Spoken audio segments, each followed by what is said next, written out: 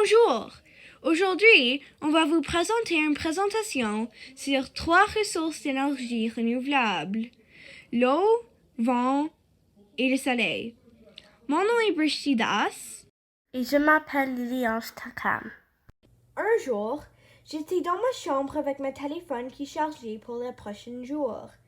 Tout à coup, j'avais une très bizarre idée que mon cerveau m'avait créée. Est-ce qu'on pourrait charger ma téléphone avec quelque chose qui est renouvelable au lieu d'utiliser nos prises traditionnelles qui probablement utilisent de l'énergie combustible? Puis, nous nous sommes demandé, est-ce que ces sources d'énergie sont de si bons qu'ils sont connus pour? Nous commencerons par les avantages et les inconvénients de chaque source d'énergie, avec les combustibles fossiles, les plus utilisés en premier. L'une des raisons pour lesquelles les gens l'utilisent tant et que vous pouvez trouver partout en ce moment est que beaucoup d'énergie est produite en même temps. Cependant, certaines mauvaises choses à ce sujet, c'est qu'un jour, ils disparaîtront complètement. Ils ont également tendance à polluer l'air. Avec l'énergie solaire, hydroélectrique et vent par contre, il n'y a aucune chance que ces ressources disparaissent de si tôt. Ils ne polluent pas l'air non plus. Avec les panneaux solaires et les éoliennes, car elles sont beaucoup plus petites, certaines personnes aiment alimenter leur maison avec elles. Mais avec les turbines d'eau, sont beaucoup trop grandes pour tenir dans une maison. Et même s'ils le font, il est assez rare d'avoir de l'eau courante près de chez vous. Le truc avec ces ressources d'énergie, c'est qu'elles sont aussi un peu chères.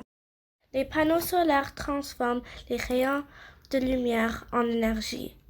Il n'est pas nécessaire que ce soit la lumière du soleil non plus. Il y en a aussi beaucoup en Allemagne, en Chine et en Italie. Ils sont constitués de plaques de sélénium et également une puissance de 250 watts. Les moulins à vent ont des grandes lames qui tournent une fois que le vent est assez fort. Un parc éolien peut produire jusqu'à 1,6 milliard de watts. Il y a généralement beaucoup en Alberta et en Saskatchewan, parce qu'il y a beaucoup de vent. Dans certaines places, il y en a même dans l'océan. Avec les turbines d'eau, ils fonctionnent avec une turbine qui utilise l'écoulement de l'eau à tourner. Beaucoup d'entre eux utilisent également un barrage. Un peu d'entre eux peuvent produire jusqu'à 20 millions de watts. Voici un graphe de caractéristiques similaires.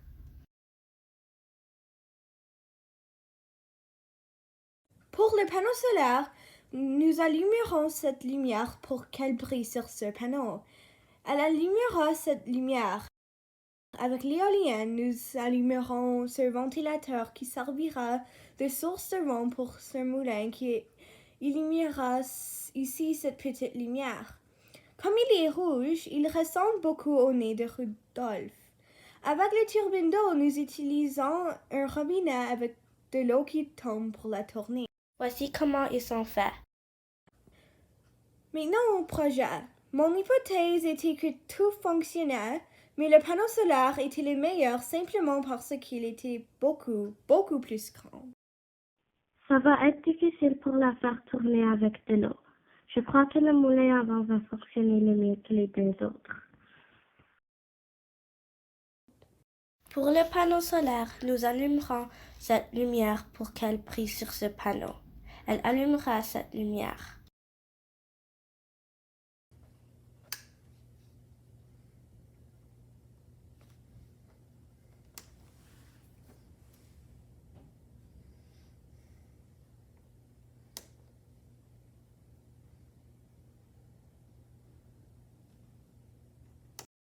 Avec l'éolienne, nous allumerons ce ventilateur qui servira de source de vent pour ce moulin qui illuminera ici cette petite lumière.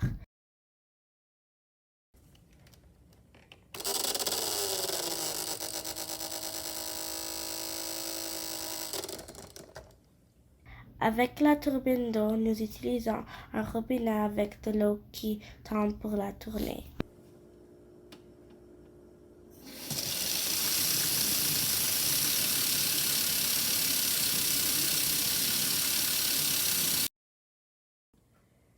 On pourrait contrôler la puissance du panneau solaire en enlevant la lumière vers le haut pour que moins de lumière brille sur le panneau.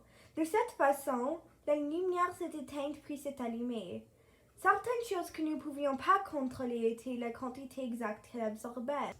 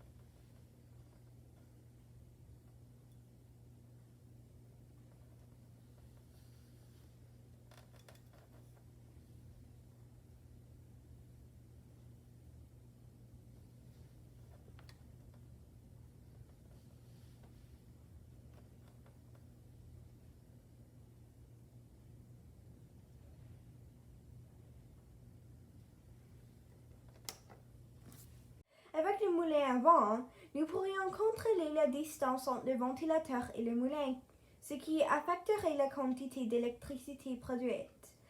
Plus ils sont proches, plus ils tournent.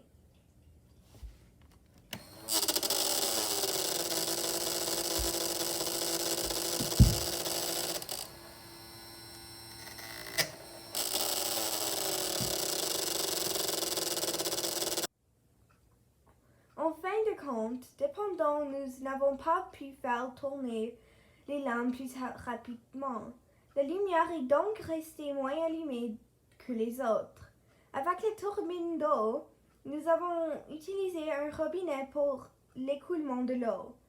Puis, le débit d'eau est bas, moins il tourne et moins la lumière s'allume.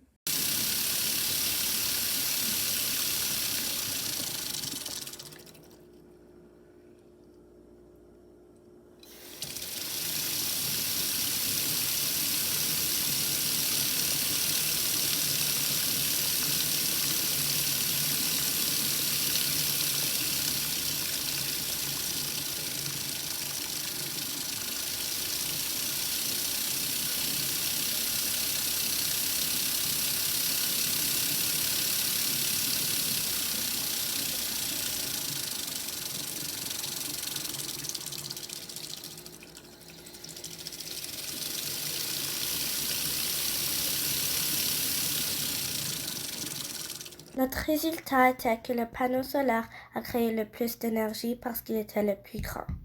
La turbine d'eau en deuxième place avec le moulin à vent en troisième place.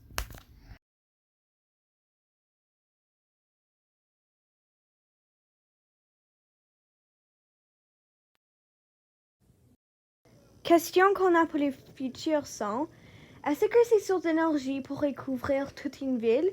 Comment fonctionnaient les mécanismes du vrai monde? Voici les crédits.